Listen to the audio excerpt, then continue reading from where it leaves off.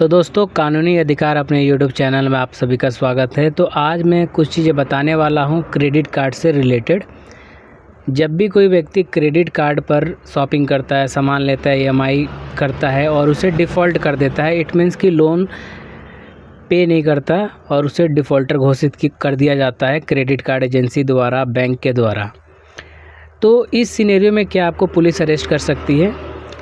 तो देखिए, civil matter का केस होता है। अगर आपने कोई क्रिमिनल फ्रॉडुलेंट एक्टिविटी किया है by using of credit card, bank loans, तो they will arrest you. Otherwise कोई ऐसा प्रोविज़न नहीं है जहां पर RBI के गाइडलाइन के अकॉर्डिंग आपको अरेस्ट किया जा सके। तो देखिए, क्रेडिट कार्ड बहुत लोग यूज़ करते हैं, यूज़ करने के बाद उसे पे नहीं करते, दूसरा क्रेडिट कार्ड यूज़ करते हैं, उसे पे नहीं करते, अपना सिविल स्कोर जो है ख़राब कर देते हैं। तो क्या इस मामले में पुलिस आपको गिरफ़्तार करेगी? पुलिस आपको गिरफ़्तार नहीं कर सकती। लेकिन आप अगर पेमेंट नहीं करते बैंक का, क्रेडिट कार्ड का, क्या एजेंसीज़ आप पे केस फाइल कर सकती है? देखिए, सिविल नेचर का केस एजेंसी भी फाइल कर सकती है कोर्ट के द्वारा, लेकिन वो नहीं एजेंसी करती क्योंकि उनका खर्चा उतना बढ़ जाता है कि आपसे वो अमाउंट रिकवर करना इम्पॉसिबल हो जाता है। लाइक आपने 50,000 क्रेडिट एजेंसी का आपने खर्च किया क्रेडिट कार्ड का, तो वो लॉयर को कितना पैसा देंगे और टाइम उनका जाया जाएगा, तो इसलिए वो केस फाइल नहीं करते। तो क्या करते हैं वो लोग, स्क्रीन पर मैं आपको लेके चलता हूँ, वो लोग मीडिएशन में जाते हैं, आर्बिट्रेशन में जाते हैं according to the arbitration and mediation act 1996। तो ऐसे में क्या होता है कि बैंक जो है सिविल नेचर का केस ना फाइल करके वो डायरेक्ट आर्बिट्रेशन में जाता है। आर्बिट्रेशन इट मीन्स कि एक आर्बिट्रेटर जो है या तो बैंक और क्लाइंट के बिहाफ पर जो होता है, एग्रीड किया हुआ एक आर्बिट्रेटर को वहाँ पर सीट पे बिठाते हैं, नॉमिनेट करते हैं और वो दोनों के बीच का सेटलमेंट का फैसला लेते हैं। तो वहाँ पर क्या होता है, बहुत सारे केसेस में देखा जाता है कि क्लाइंट को मालूम नहीं होता और वहाँ पर आर्बिट्रेशन अपॉइंट हो जाता है। आर्बिट्रेशन का एक्स पार्टे ऑर्डर भी आ जाता है और क्लाइंट के ऊपर नोटिस बाद में जाता है, या बहुत सारे क्लाइंट जो है नोटिस को इग्नोर कर देते हैं आर्बिट्रेशन का। तो हम क्या करें? देखिए, आर्बिट्रेशन अगर आपके ख़िलाफ़ फाइल होता है, आपके ख़िलाफ़ अगर कोई कंप्लेंट आर्बिट्रेशन में जाता है और आपको नोटिस सर्व होता है, अगर आप उसका जवाब देना चाहते हैं तो उसका ऑब्जेक्शन नोटिस का जवाब देना होता है। वो ईमेल के थ्रू दे सकते हैं, और जिस एडवोकेट के थ्रू वो नोटिस आया है या फिर जो है जिस आर्बिट्रेशन की तरफ से वो नोटिस आया है, ऑनलाइन आया है, थ्रू व्हाट्सएप आया है, थ्रू ईमेल आया है, थ्रू कोरियर आया है, तो आप किसी भी माध्यम से उनको अप्रोच कर सकते हैं कि भाई आर्बिट्रेशन हमारे हिसाब। तो उस नोटिस का आप लोग जो है ऑब्जेक्शन नोटिस बना के या फिर रिप्लाई के नाम पे आप एक फ़ाइल कर सकते हैं, सेंड कर सकते हैं आर्बिट्रेटर को डायरेक्ट, और जो भी उनका लॉयर है उनको डायरेक्ट कर सकते हैं। आप उस नोटिस में लिख सकते हैं कि मैंने लोन जो है पे अप क्यों नहीं किया, मैंने जो है लोन को डिफ़ॉल्ट क्यों किया, वो सारी चीज़ें आप लिख सकते हैं कि मेरे पास ये दिक्कत चल रहा है, ये सारी चीज़ें चल रही हैं।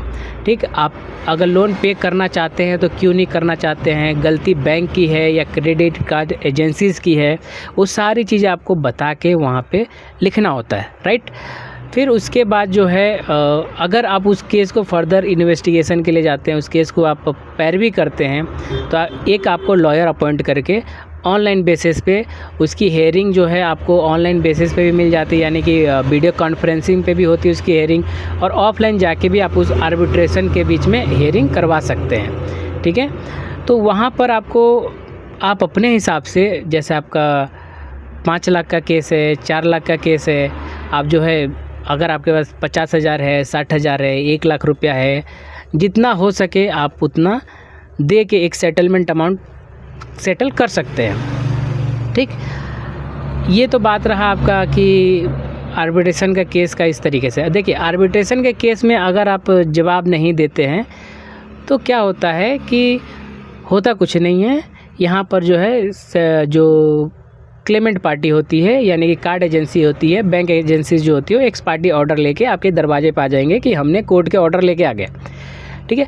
आर्बिट्रेशन का जो ऑर्डर होता है वो कोर्ट से पहले अवार्ड ग्रांट करवाना पड़ता है, तब जाके वहाँ पर आपके दरवाजे पे आ सकते हैं। लेकिन यहाँ पर क्या होता है कि पार्टी वहाँ से एक्स पार्टी ऑर्डर लेके आपके दरवाजे पे आ जाती है कि हमने कोर्ट का ऑर्डर लिया है, आप अगर नहीं देंगे आप पुलिस केस होगा, आप घर जेल को चले जाएंगे। पर ऐसा नहीं होगा, आप जो है वहाँ पर जेल नहीं जाएंगे, ठीक है। अगर आपको लगता है आर्बिट्रेशन आपके अकॉर्डिंग नहीं हुआ, आपके हिसाब से नहीं हुआ, आप उसमें इन्वॉल्व नहीं थे, तो आप उस चीज़ को डिनाइल कर सकते हैं, उस चीज़ को कोर्ट में जाके चैलेंज कर सकते हैं, कोई दिक्कत की बात नहीं है, राइट। और भी तो चलिए लास्ट में हम लोग देख लेते हैं कि एक्चुअल में ऑर्डर्स है कैसे, ठीक, या फिर एक्चुअल में जो है आप लोगों का आर्बिट्रेशन का किस तरीके से नोटिस आता है और किस तरीके से आपको रिप्लाई फ़ाइल करना होता है।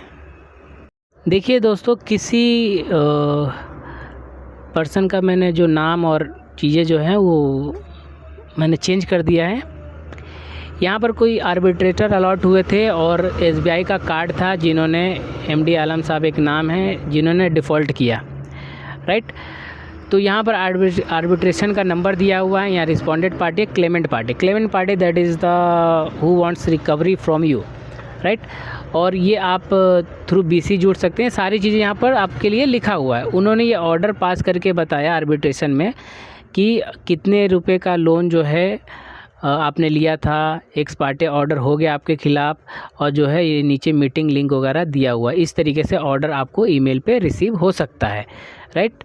तो इसका हम जवाब कैसे दें? देखिए, आर्बिट्रेशन का अगर आपको नोटिस प्राप्त नहीं हुआ है या फिर प्राप्त हो गया है, अगर आप डिले कर रहे हैं या फिर आपको जो है उसका ऑब्जेक्शन फाइल करना है या फिर नोटिस का रिप्लाई करना है, कुछ इस तरीके से जो सामने की पार्टी है टू करके आप लोग, और जहाँ आप आर्बिट्रेशन है जो सामने लोग एडवोकेट्स हैं उनके, वहाँ पे क्लेमेंट पार्टी का पूरा एड्रेस, ऑनलाइन एप्लीकेशन आप इस तरीके से फ़ाइल कर सकते हैं। व्हाट्सएप के थ्रू, ईमेल के थ्रू आप जो है ऑब्जेक्शन फाइल करके और अपना बता सकते हैं कि दिक्कत क्या है, क्यों नहीं आप पे कर पा रहे हैं, A to Z सारी चीज़ें आपको बता देना है। आउटस्टैंडिंग है या फिर आप पे करना चाहते हैं या पे नहीं करना चाहते हैं, या फिर एजेंट्स ने आपको परेशान किया, हैरेस किया, इसकी वजह से आप पे नहीं करना चाहते, that is the most valuable ground कि हैरेसमेंट आपको मिला है एट द डोर, और मैं उस हैरेसमेंट का भी बदला डिफेमेशन के थ्रू भी ले सकता हूँ, या फिर मैं किसी जो है पे ना करके ले सकता हूँ, भले ही मेरा सिविल क्यों ना ख़राब हो जाए, ठीक। अगर वो सही से बात करे, माफ़ी मांगे, आई विल पे इट, ठीक है। अब इस तरीके से अपना एविडेंस रखना है, अपनी बातें रखनी है, या फिर पेमेंट जो डिफ़ॉल्ट हुआ है आपने पे पहले कर दिया है, वो सारी चीज़ें हैं। लेकिन यहाँ पर कंक्लूड करना है, आप इस तरीके से नोटिस एक सर्व कर सकते हैं थ्रू एडवोकेट और through online self. Hope so arbitration वाले केसेस आप समझ गए होंगे कि किस तरीके से आपको नोटिस रिसीव हो तो रिप्लाई करना है, और आपको घबराना नहीं है। आपको लॉयर करना है, लॉयर कर सकते हैं। आपको सेल्फ आर्बिट्रेशन में आपको मीडिएट करना है, आप मीडिएट कर सकते हैं। Have a nice day, keep watching, जय हिंद।